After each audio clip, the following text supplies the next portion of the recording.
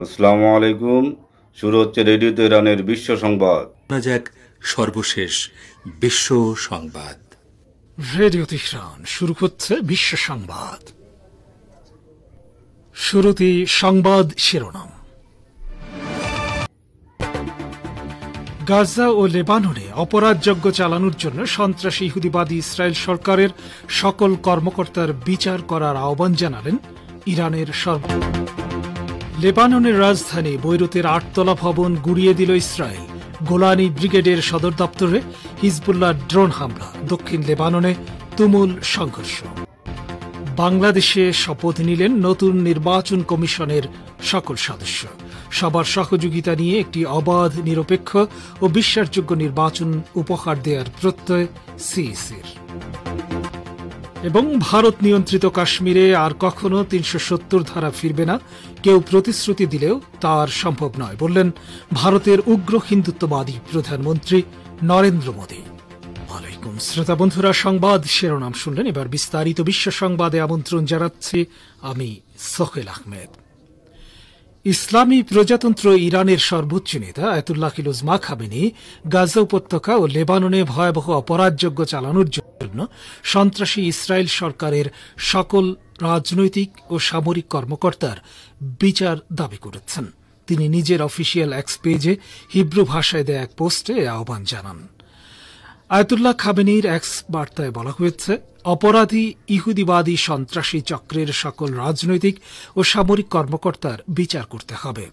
হেগের আন্তর্জাতিক আদালত ইহুদিবাদী যুদ্ধবাজ প্রধানমন্ত্রী বেনিয়ামিন নেতানিয়াহু এবং সাবেক যুদ্ধমন্ত্রী ইয়োব গ্যালান্টের বিরুদ্ধে গ্রেফতারি পরোয়ানা জারি করার পর এই এক্স বার্তা প্রকাশ করলেন ইরানের সর্বোচ্চ নেতা।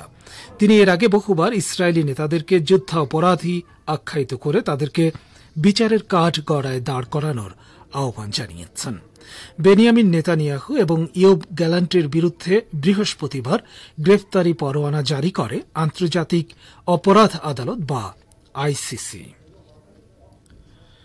ফিলিস্তিনের ইসলামী প্রতিরোধ আন্দোলন হামাস ঘোষণা করেছে, গাজা উপত্যকার উত্তর অংশে ইহুদিবাদী ইসরায়েলের পাশবিক হামলায় একজন ইসরায়েলি নারী পণবন্দী নিহত হয়েছে। সংগঠনটি গাজায় নিহত সকল ইসরায়েলি পণবন্দীর মৃত্যুর জন্য ইহুদিবাদী প্রধানমন্ত্রী নেতানিয়াহু এবং তার মন্ত্রিসভাকে দায়ী করেছে। হামাসের সামরিক শাখা আল কাসসাম ব্রিগেডের মুখপাত্র আবু ওবায়দা শনিবার ওই নারী পণবন্দীর নিহত হওয়ার খবর দিয়ে জানান, ইসরায়েলি বাহিনী গাজা উপত্যকা জুড়ে ভয়াবহ বিমান হামলা চালিয়ে যাচ্ছে। তিনি বলেন, যুদ্ধাপরাধী নেতানিয়াহু এবং তার সামরিক কর্মকর্তারা তাদের পণবন্দীদের প্রাণ হরণের জন্য সম্পূর্ণ দায়ী, কারণ তারাই বোমা হামলা চালিয়ে পণবন্দীদের হত্যা করার পাশাপাশি এসব পণবন্দীর স্বাভাবিক বেঁচে থাকাকে দুর্বিষহ করে তুলেছে। হামাসের এই মুখপাত্র জানান, নিহত পণবন্দীর সঙ্গে থাকা আরেক নারী পণবন্দীর জীবনও ভয়াবহ বিপদের মুখে রয়েছে। ইহুদিবাদী সেনারা যেভাবে গাজায় ধ্বংসযজ্ঞ চালাচ্ছে তাতে এরপর যদি তাদের নিহত পণবন্দীদের লাশও সংরক্ষণ করা না যায়, সেজন্য তাদেরকেই দায়ী থাকতে হবে। ইহুদিবাদী ইসরায়েলি সেনারা লেবাননের রাজধানী বৈরুতের কেন্দ্রস্থলে ক্ষেপণাস্ত্র হামলা চালিয়ে একটি ৮তলা ভবন মাটির সঙ্গে মিশিয়ে দিয়েছে। ভয়াবহ এই হামলায় অন্তত ১১ জন শহীদ এবং অপর ৬৩ জন বেসামরিক মানুষ আহত হয়েছেন। সাম্প্রতিক সময়ে গাজার পাশাপাশি লেবাননের উপরও ভয়াবহ আগ্রাসন চালিয়ে যাচ্ছে দখলদার সেনারা। লেবাননের আল মায়াদিন টেলিভিশন চ্যানেল জানিয়েছে, শনিবার বৈরুতের বাস্তা এলাকার আল মামুন সড়কে অবস্থিত ওই ভবনটিতে ইসরায়েলি সেনারা হামলা চালায়। এর ফলে আশেপাশের ভবনগুলোর মারাত্মক ক্ষতি হয়। হামলার ভয়াবহতা এত বেশি ছিল যে তাতে গোটা বৈরুত কেঁপে ওঠে। লেবাননের ন্যাশনাল নিউজ এজেন্সি বা এনএনএ ওই হামলার বিষয়টি নিশ্চিত করে বলেছে, বৈরুতের কেন্দ্রস্থলে অবস্থিত ভবনটিতে ৫টি ক্ষেপণাস্ত্র আঘাত হেনেছে। এর আগের দিন ইসরায়েলি বাহিনী বৈরুতের দক্ষিণ শহরতলিতে অবস্থিত একটি ১১তলা ভবন ধ্বংস করে দেয়। লেবাননের স্বাস্থ্য মন্ত্রণালয় জানিয়েছে, শনিবার দেশটির দক্ষিণ প্রান্তে আরেকটি ইসরায়েলি হামলায় অন্তত ৫ স্বাস্থ্যকর্মী শাহাদাত বরণ করেছেন। ওদিকে ইসরায়েলের উত্তরাঞ্চলে ইহুদিবাদী বাহিনীর কুখ্যাত গোলানি ব্রিগেড লক্ষ্য করে সফল প্রতিশোধমূলক হামলা চালিয়েছে লেবাননের ইসলামী প্রতিরোধ আন্দোলন হিজবুল্লাহ। গত এক বছরেরও বেশি সময় ধরে গাজা উপত্যকায় ভয়াবহ গণহত্যা ও ধ্বংসযজ্ঞ চালাতে অগ্রণী ভূমিকা পালন করেছে এই গোলানি ব্রিগেড। হিজবুল্লাহ এক বিবৃতিতে বলেছে, উত্তর ইসরায়েলের আক্কা শহরে অবস্থিত গোলানি ব্রিগেডের সারগা প্রশাসনিক সদর দপ্তর লক্ষ্য করে এক ঝাঁক ড্রোন নিক্ষেপ করা হয়েছে। কামিকাজের ড্রোনগুলো নিখুঁতভাবে তাদের লক্ষ্যবস্তুগুলোতে আঘাত করেছে বলে বিবৃতিতে জানানো হয়েছে। গোলানি ব্রিগেডকে ইসরায়েলি সামরিক বাহিনীর সবচেয়ে সুসজ্জিত অভিজাত পদাতিক ইউনিটগুলোর একটি হিসেবে বিবেচনা করা হয়, যার 5টি ব্যাটালিয়ন রয়েছে। গত মাসে দক্ষিণ লেবানন সীমান্তে এক সংঘর্ষে এই ব্রিগেডের 7 সদস্যকে হত্যা করেছিল হিজবুল্লাহ। প্রতিরোধ যোদ্ধাদের হাতে সে সময় আরও কয়েক ডজন ইসরায়েলি সেনা আহত হয়, যাদের মধ্যে 17 জনের অবস্থা ছিল আশঙ্কাজনক। ইসরায়েলি মিডিয়াও দখলকৃত অঞ্চলের উত্তরে বেশ কয়েকটি ইহুদিবাদী বসতিতে হিজবুল্লাহ ড্রোন অনুপ্রবেশের খবর দিয়েছে। লেবাননের সীমান্তবর্তী এলাকায় অবস্থান করা ইহুদিবাদী শাসক গোষ্ঠীর সেনাবাহিনীর ব্যারাকগুলোকে টার্গেট করে হিজবুল্লাহ ক্ষেপণাস্ত্র হামলা চালিয়েছে। এছাড়া লেবাননের ইসলামী প্রতিরোধ যোদ্ধারা খাইবার অভিযানের আওতায় লেবানন সীমান্তে অবস্থিত ইসরায়েলি নৌবাহিনীর কৌশলগত সামুদ্রিক নজরদারি এবং উত্তর উপকূলের নিয়ন্ত্রণ ঘাঁটি সহ অধিকৃত ফিলিস্তিনের কিছু অংশে ক্ষেপণাস্ত্র দিয়ে হামলা চালিয়েছে।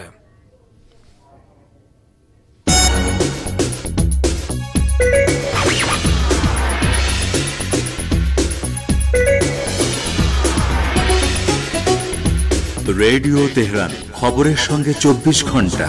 ভিজিট করুন আমাদের ওয়েবসাইট parstoday.ir/dn।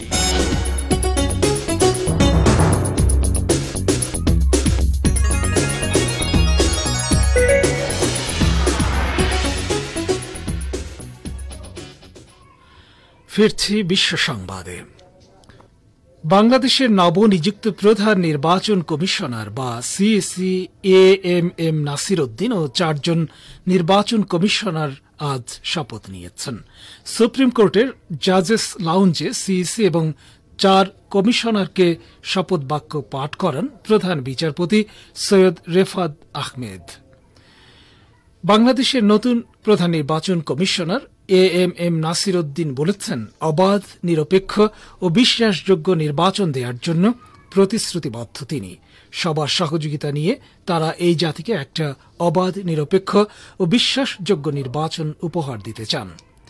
আজ শপথ গ্রহণ শেষে সুপ্রিম কোর্ট থেকে বের হওয়ার সময় মূল ভবনের প্রবেশপথে সাংবাদিকদের প্রশ্নের জবাবে তিনি এসব কথা বলেন। এ সময় নির্বাচন কমিশনাররা সঙ্গে ছিলেন। নাসির উদ্দিন বলেন, ফার্স্ট অব অল শপথ নিয়েছি, শপথের সম্মানটা রাখতে চাই, শপথ সমুন্নত রাখতে চাই। আমি এটাকে নিজের জীবনের বড় অপরচুনিটি হিসেবে দেখেছি। এই দায়িত্বটাকে opportunity to serve the nation. দেশের মানুষ ভোটাধিকার থেকে বঞ্চিত। তারা অবাধ ও নিরপেক্ষ একটা নির্বাচনের জন্য অনেক সংগ্রাম করেছে, অনেক আন্দোলন করেছে বিগত বছরগুলো এবং অনেক রক্ত দিয়েছে। আমি তাদের একটা অবাধ, নিরপেক্ষ ও বিশ্বাসযোগ্য নির্বাচন দেওয়ার জন্য প্রতিশ্রুতিবদ্ধ, এজন্য সর্বোচ্চটুকু করব। ভারতের মহারাষ্ট্র বিধানসভা নির্বাচনে বিজেপি নেতৃত্বাধীন মহাজোটের জয় নিশ্চিত করার পর কংগ্রেসকে উদ্দেশ্য করে প্রধানমন্ত্রী নরেন্দ্র মোদী বলেছেন, জম্মু কাশ্মীরে 370 ধারা ফিরবে না। কেউ চাইলে বা প্রতিশ্রুতি দিলেও এটি করা সম্ভব নয়। সম্প্রতি জম্মু ও কাশ্মীরে ন্যাশনাল কনফারেন্স কংগ্রেস জোট সরকার গঠন করেছে। মুখ্যমন্ত্রী ওমর আবদুল্লাহ কাশ্মীরকে পূর্ণ রাজ্যের মর্যাদা ফিরিয়ে দেওয়ার প্রতিশ্রুতি দিয়েছেন। তবে বিজেপি সদর দপ্তরে দেয়া ভাষণে মোদী সুস্পষ্ট ভাষায় জানিয়ে দেন যে এই দাবি পূরণ হওয়ার কোনো সম্ভাবনা নেই। 2019 সালে 370 ধারা বাতিলের পাশাপাশি জম্মু ও কাশ্মীরের পূর্ণ রাজ্যের মর্যাদাও ছিনিয়ে নেয় কেন্দ্র। 370 নিয়ে কাশ্মীরের মানুষের মধ্যে যেমন ক্ষোভ রয়েছে, তেমনই ক্ষোভ রয়েছে পূর্ণ রাজ্যের মর্যাদা হারানোর নিয়েও। প্রধানমন্ত্রী নরেন্দ্র মোদী কাশ্মীরবাসীকে পূর্ণ রাজ্যের মর্যাদা ফেরানোর আশ্বাস দিয়েছেন। তবে 370 ধারা ফেরানোর কোনো প্রশ্ন নেই বলে জানিয়ে দিয়েছে কেন্দ্রীয় সরকার।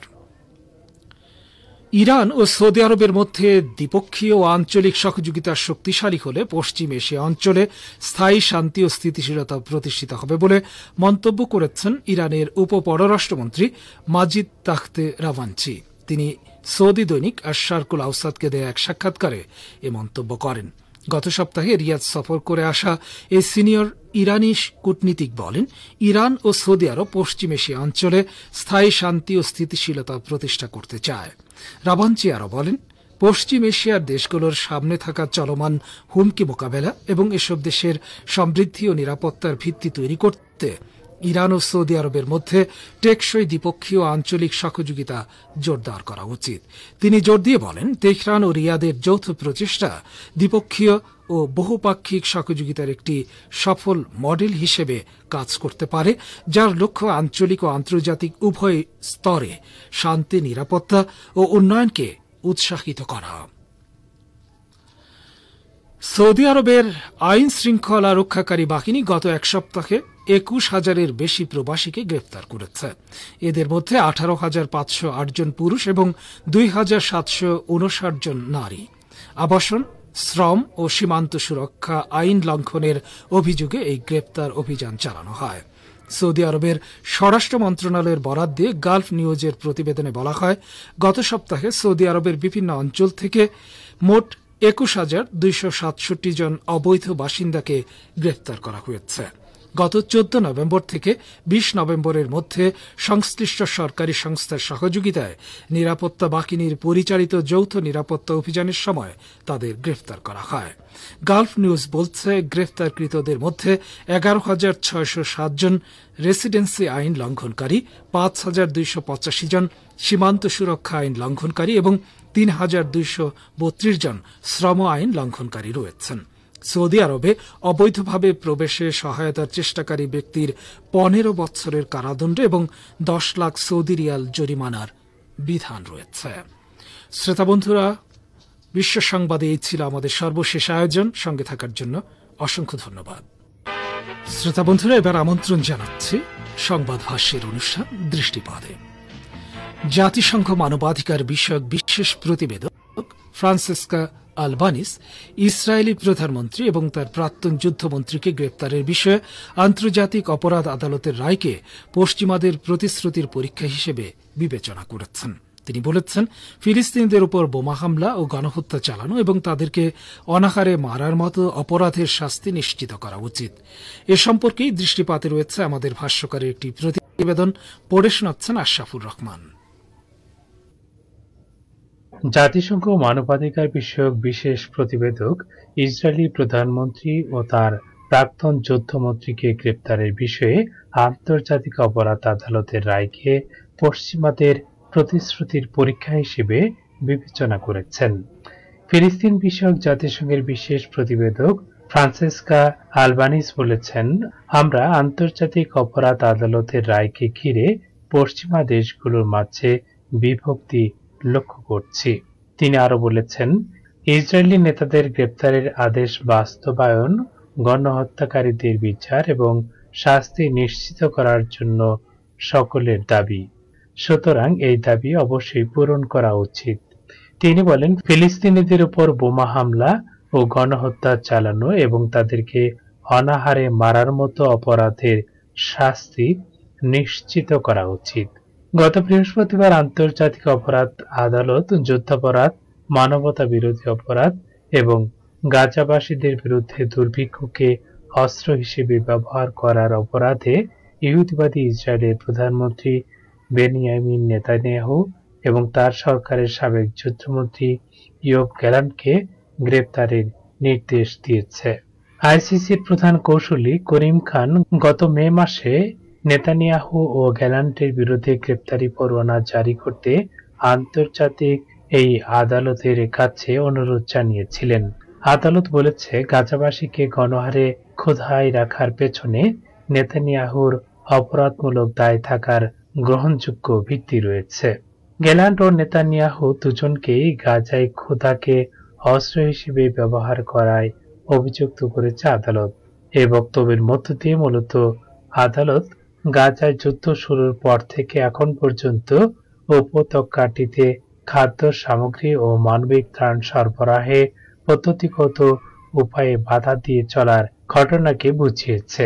এর বাইরে আদালত এই দুই নেতাকে হত্যা, নির্যাতন ও অন্যান্য অমানবিক কর্মকাণ্ডে যুক্ত থাকায় অভিযুক্ত করেছে। নেতানিয়াহু ও গ্যালান্টের বিরুদ্ধে গ্রেপ্তারি পরোয়ানা জারি প্রসঙ্গে দৈনিক নয়া আল আরাবি লিখেছে, নেতানিয়াহু ও ইয়োব গ্যালান্টকে গ্রেপ্তারের নির্দেশ সংক্রান্ত আইসিসির রায়কে গাজার জনগণ সন্দেহের চোখে দেখছে। সেই সঙ্গে নেতানিয়াহু এবং গ্যালান্টকে গ্রেপ্তারের নির্দেশ দেওয়ায় গাজা যুদ্ধ বন্ধ হয়ে যাবে বলেও মনে করেন না তারা। তবে গাজার বাসিন্দারা আন্তর্জাতিক অপরাধ আদালতের ওই রায়কে গাজাবাসীদের দুর্ভোগ ও কষ্টের স্বীকৃতি হিসেবে বিবেচনা করছে। খান ইউনুসের এক ফিলিস্তিনি বাসিন্দা সাবের আবু গালি বলেছেন, এই রায় কখনোই বাস্তবায়িত হবে না, কারণ ইহুদিবাদী ইসরায়েল ভেটো ক্ষমতার অধিকারী মার্কিন যুক্তরাষ্ট্রের মদতপুষ্ট। আরেক ফিলিস্তিনি নাগরিক সাইদ আবু ইউসুফও বলেছেন, আন্তর্জাতিক অপরাধ আদালত অনেক দেরি করে ফেলেছে। আমরা ৭৬ বছর ধরে এরকম পরিস্থিতি দেখে এসেছি। যা কিছুই জারি করা হোক না কেন, সেগুলো কখনোই বাস্তবায়ন করা হয় না এবং তার তেমন কোনো কার্যকর প্রভাব নেই।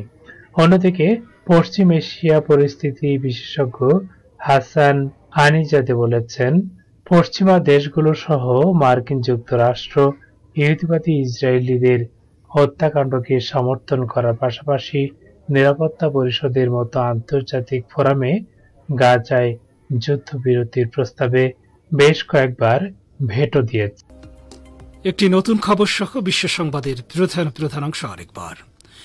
জর্ডানের রাজধানী আম্মানে ইসরায়েলি দূতাবাসের কাছে গুলি বিনিময়ের ঘটনায় এক বন্দুকধারী নিহত এবং ৩ পুলিশ সদস্য আহত হয়েছেন। আজ রাষ্ট্রীয় সংবাদ মাধ্যম পেত্রা নিউজ এজেন্সি এ তথ্য জানিয়েছে। প্রধান শিরোনাম। গাজা ও লেবাননে অপরাধযজ্ঞ চালানোর জন্য সন্ত্রাসী ইহুদিবাদী ইসরায়েল সরকারের সকল কর্মকর্তার বিচার করার আহ্বান জানালেন ইরানের সর্বোচ্চ নেতা।